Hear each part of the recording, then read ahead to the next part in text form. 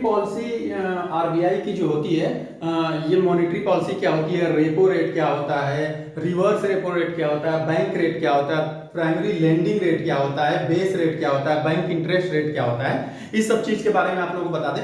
हम तो बीकॉम में पढ़े हैं, एमबीए में भी पढ़ाया गया, सीए के सिलेबस में नहीं था मॉनेटरी पॉलिसी। ठीक है, तो आरबीआई की मॉनेटरी पॉलिसी होती क्या है, मैं आप लोगों को बस एक छोटे से लेक्चर में खत्म कर दूंगा जो हमेशा आपके लिए याद हो जाएगा, और एक फॉर्मेट बना दूंगा।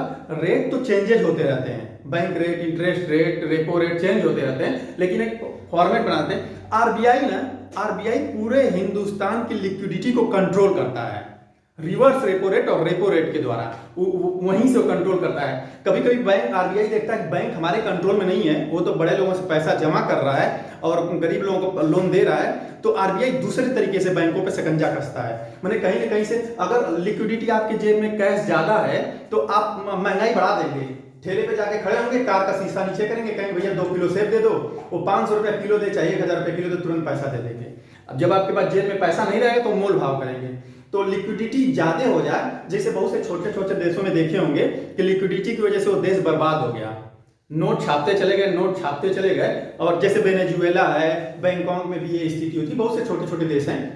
तो इससे आरबीआई मॉनेटरी पॉलिसी के थ्रू कैसे कंट्रोल करता है, आरबीआई क्या करता है, आरबीआई बैंक को रेपो रेट, बैंक को लोन देता है, आरबीआई बैंक को लोन देता है तो उसे रेपो रेट कहते हैं। ये 2 से 14 दिन के लिए बैंक देता है, आरबीआई बैंक को देता है 5% पे, ये रेट बदलता रहता है, जो मैक्सिमम रेपो रेट ही चलता है। एमएसएफ क्या होता है, मार्जिनल स्टैंडिंग फैसिलिटी।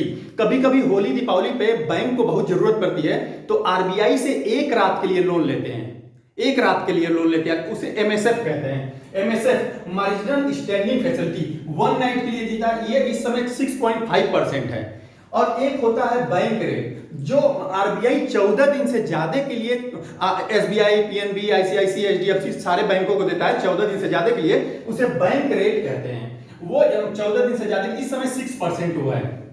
अब तो आरबीआई क्या बैंक को लोन दिया, बैंक पब्लिक को लोन देता है, तो जब बैंक पब्लिक को लोन देता है तो उसे पीएलआर कहते हैं, जिस इंटरेस्ट रेट पे देता है। Primary lending rate general customer को देता है, बेस रेट बैंक अपने वीआईपी कस्टमर को देता है जो जनरल रेट से कम होता है, जनरली पीएलआर ही होता है।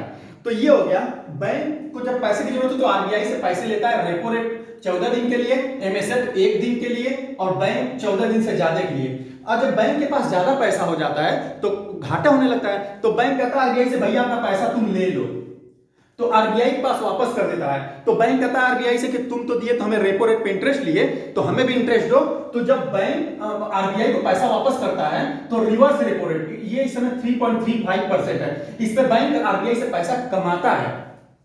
आरबीआई ने बाद में ये देखा कि बैंक तो हमसे मतलब ही नहीं रख रहा है, अमीरों से पैसा एफडी कर रहा है और गरीबों को हायर रेट इंटरेस्ट पे दे रहा है, और हिंदुस्तान में अपना करेंसी, अपना लिक्विडिटी चला रहा है। तो एक और तरीका अपनाया कंट्रोल करने का, जिसे सीआरआर कहते हैं, एसएलआर कहते हैं।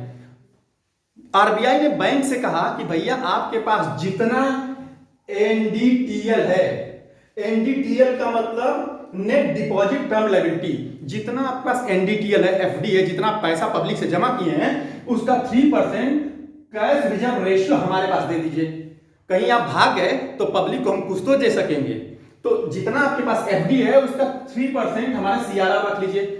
फिर आरबीआई कहा कि इससे भी कंट्रोल नहीं हो रहा है, तो एक एसएलआर निकाल दिया, ठीक है, स्टैट्यूटरी लिक्विडिटी रेशियो, ये 18% है। कहा कि भैया और जितना एनडीटीएल है, net term deposit term liability, FD, जितना आपके पास पैसा डिपॉजिट, उसका स्टैट्यूटरी लिक्विडिटी रेशियो 18% आप अपने पास रखिए, अपने पास रखिए। तो 18% अपने पास रखिए, 3% हमें दे दिए। तो आरबीआई ऐसे भी कंट्रोल कर दिया, आरबीआई रेपो रेट के द्वारा भी कंट्रोल कर दिया। तो ये पूरा खाका है। एफडी क्या होता है, हमारे पास 2 लाख 4 लाख 50,000 आया तो बैंक को 1-2 साल के लिए जमा कर दिए, तो एफडी होता है, फिक्स डिपॉजिट, उस पर इंटरेस्ट। आरडी क्या होता है, हम अपने बैंक से कह देते हैं भैया हमारे अकाउंट से 5,000 10,000 हर महीने निकाल के जमा करो, तो उसे रिकरिंग डिपॉजिट कहते हैं। तो आरबीआई की मॉनेटरी पॉलिसी में समझ में आ गया, रेपो रेट क्या होता है, एमएसएफ क्या होता है, बैंक रेट क्या होता है, प्राइमरी लेंडिंग रेट क्या होता है, बेस रेट क्या होता है, सीआरआर क्या होता है, एसएलआर क्या होता है, ये रिवर्स रेपो रेट क्या होता है। तो ये एक मॉनेटरी पॉलिसी है जिसके थ्रू बैंक आरबीआई क्या करता है, पूरे हिंदुस्तान की लिक्विडिटी को, मॉनेटरी पॉलिसी, इन्फ्लेशन को कंट्रोल करता है कि महंगाई बढ़े ना। ठीक है, जब गवर्नमेंट कहती है कि भैया आरबीआई थोड़ी सा ढील दे दो तो खूब रेपो रेट घटा देता है, थोड़ी सा कड़ाई कर दो तो रेपो रेट बढ़ा देता है। रेपो रेट घटने बढ़ने की वजह से पीएलआर घटता बढ़ता रहता है।